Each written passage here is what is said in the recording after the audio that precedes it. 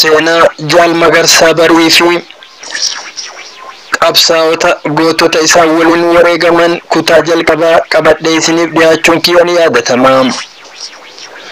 Ashama harka fuune kabajamtootaa fi jaalatamtoota hordoftoota chaanaalii Oro 2020 kutaa itti aanu qabadhee isiniif dhiyaadhee jira. Hanga dhuma sagantaa kiyyaatti akkana wajji turtan kabajaan isin affeera.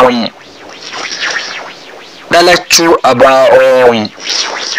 Jeneraal Taaddasaa Birruu wareegamuun koree bu'uursaa dhaabaa qopheessuun hin dhaabbanne.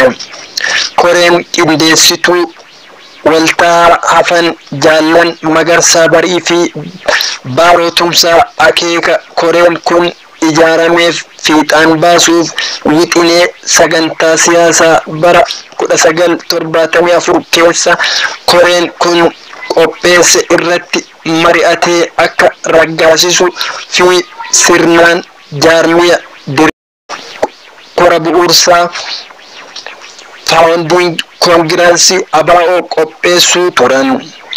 Waxabajjii 11 bara 1976 magaalaa Finfinnee keessatti dhoksaan kora bu'uursaa ABO geggeessan.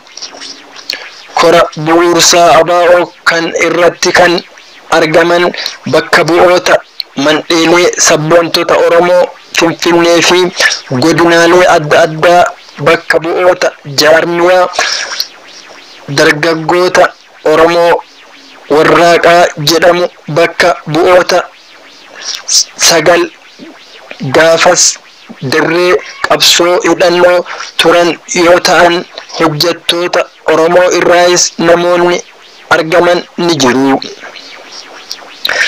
Wixinee sagantaa siyaasaa kora sabaa bu'uursaa adda bilisummaa Oromoo kana irratti dhihaatee marii bal'aan erga irratti godhamee booda ragga'ee dhalachuu adda bilisummaa Oromoo ABO mirkaneesse.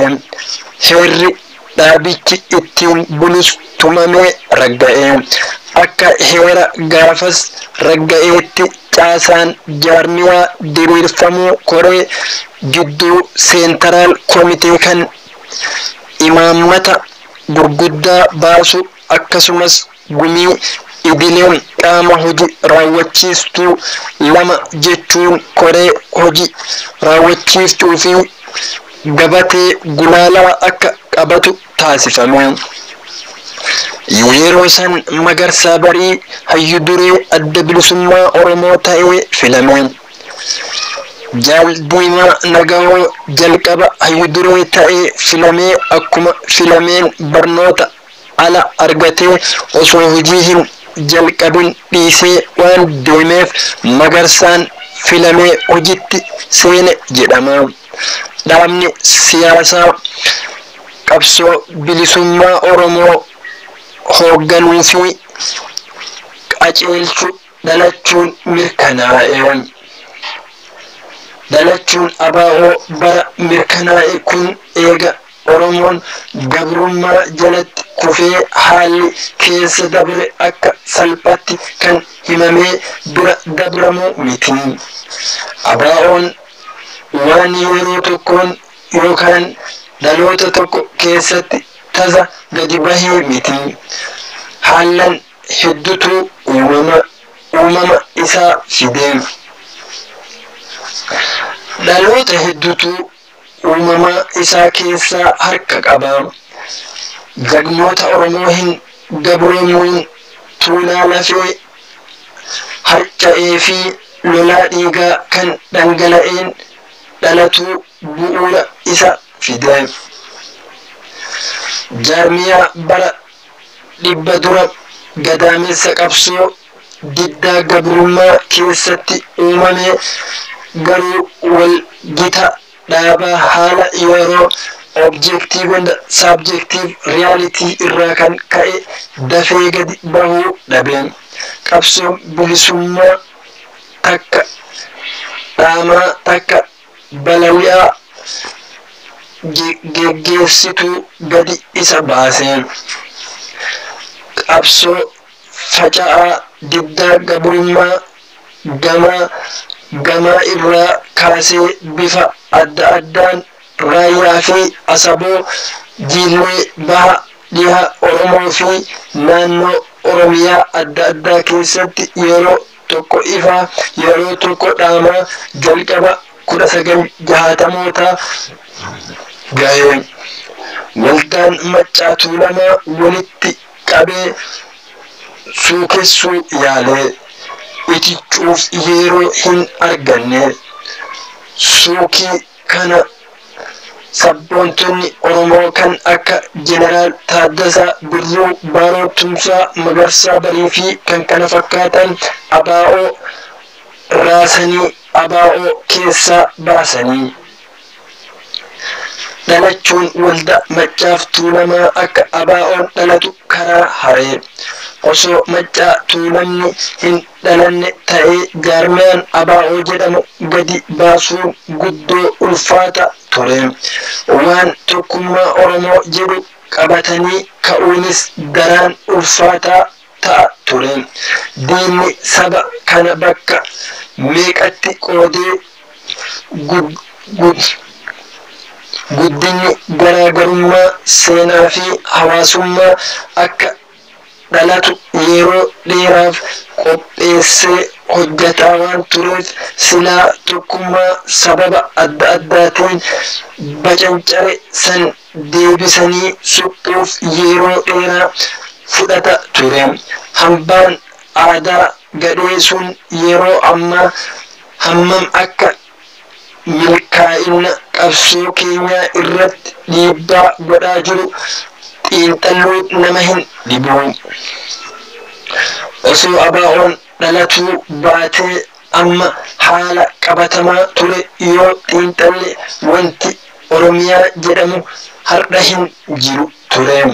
ABO'n dhalachuu fi Oromiyaa gadi bahuun yaadota farra tokkummaa fi bilisummaa Oromoo ta'an kan keessaa kan alaas kokkolaasee kana ummata Oromoo caalaa qalbeeffatee waan jiru hin fakkaatu.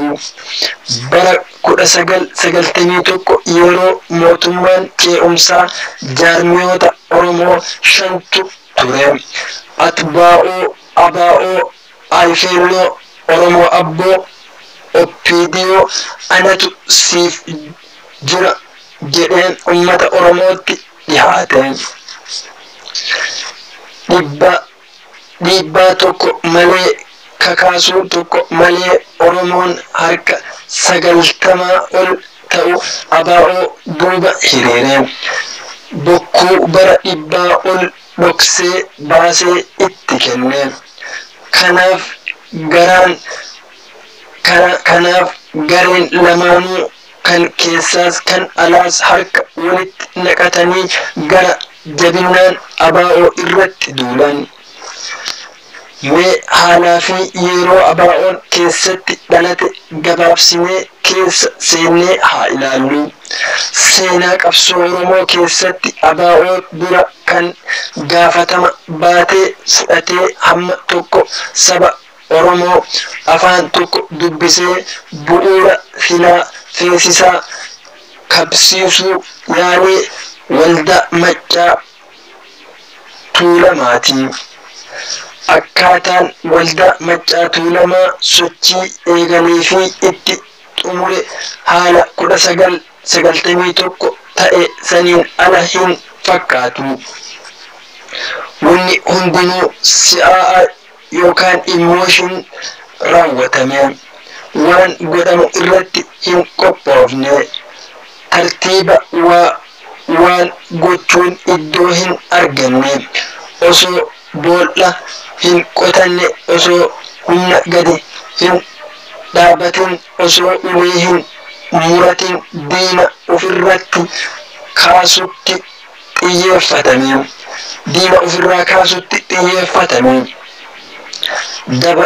Dabrees mootichi fonqolchuu irratti bobba'ame. Dhumni isaa gadhee ta'e. Hoogganni waldaa Maccaa Tuulamaa akka jirutti mana hidhaa galee waldichi ni diigame. abiddi sochichaa ni dibame. Kun bara 1967 ture. Abidda dibame san deebisanii qabsiisuuf bobeessuun hafuu waggaa 7 fudhate.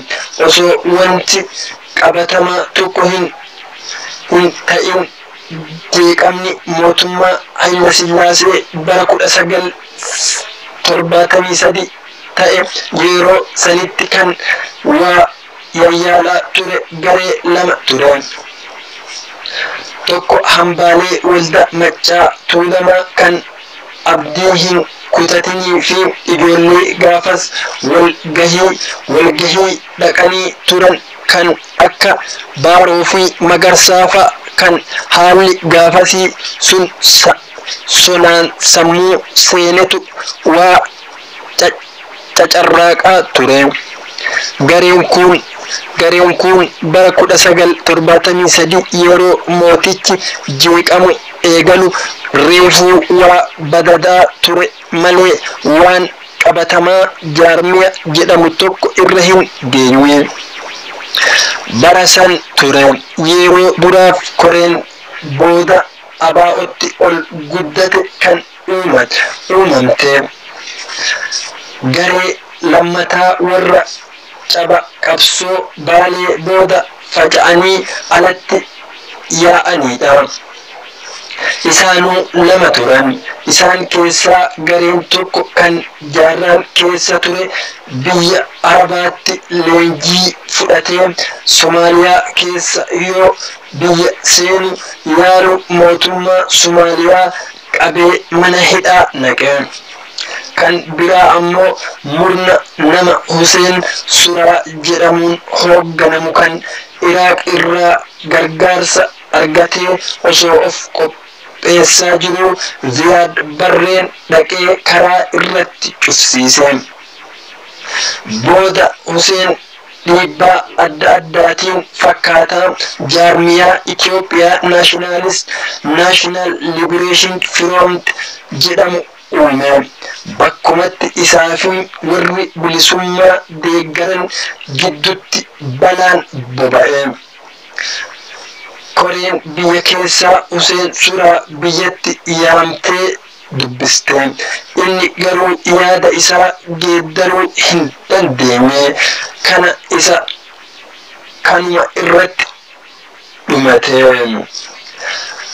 Abiddi ture koree biyya keessaa kan bara 1973 dhaabbatee bara 1974 sagantaa baafate qofa ta'ee hafe. Ciniinsuu bara 100 booda ABO'n akka dhalatu godhe. Yeroon kun Ormi of gurmeessee xumuree hojii eegale. Karaa keenyaan maal haa goonuu fi akkamitti kan jedhu irra turame. Sun akka waan guddaatti fudhatame.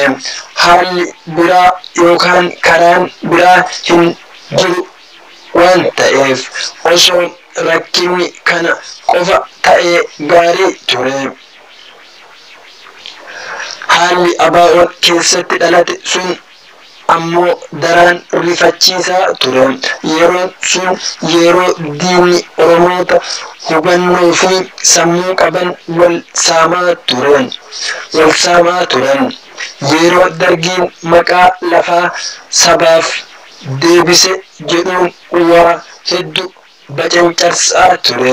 Yeroo uummata akka durii naannoo fi gandaan wal irratti hiriirsuun hafee cunqursaa fi cunqurfamaa jedhee ulee gitamaa itti hiree wal irratti bobbaasaa ture. Yeroo ijoollee Oromoo maqaa gitaatiin abiddatti oofee fichisiisuu eegale. Yookaan masakee of duuba hiriirse yookaan sodaan qolatti dachaase. Yeroon sun yeroo jaarmiyaan nafxanyootaa mi'soon namoota Oromoo ciccimoo adamsee qabatee dhaadannoo ummata bal'aa jedhu dura qabee akkas jechuun ummata Oromoo jechuudha jedhee sabboontota lakkoofsa hin qabne faallaa dantaa isaanii hiriirsee abiddatti naqaa ture. Yeroon sun yeroo jaamiyaan ijoollee Amaaraa kan EPRP jedhamu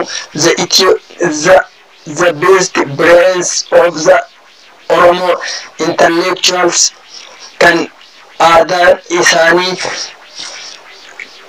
aadaa isaaniitti dhuubaman kumaatama os duuba hiriirsee yaada lafti kan ummataati jedhu dura dhaabuudhaan fichisiisaa turan. Yeroon sun yeroo Somaaliyaan kufaatiin mootummaa Amaaraa abjuu ishii kan lafa Oromoo hamma Adaamaatti daangeffachuuf abjottee dhugoonfachuuf itti fakkaattee Oromoota biraa bara lola Baalee dura achitti baqatan keessa riphee lolaa hamma funyaaniitti hidhachiisee bobbaasuun biyya Oromoo irratti abidda qabsiisaa ture. Magarsaan yeroo bulchiinsa kutaa Baalee ture san haala kana ilaalchisee bara 1975 ummata dirree sheekanaa Huseenitti walgaheen akkas jedhee ture. Kabajamtootaa fi jaalatamtoota hordoftoota chaanaalii Oro 2020 kutaa itti aanu hanga qabadhee isiniif dhihaadhutti gamanumaan nagaa isinitti dhaamadhaa. YouTube chaanaalii keenya subscribe, share, like gochuudhaan akka nu cinaa dhaabattan kabajaan isin gaafadha.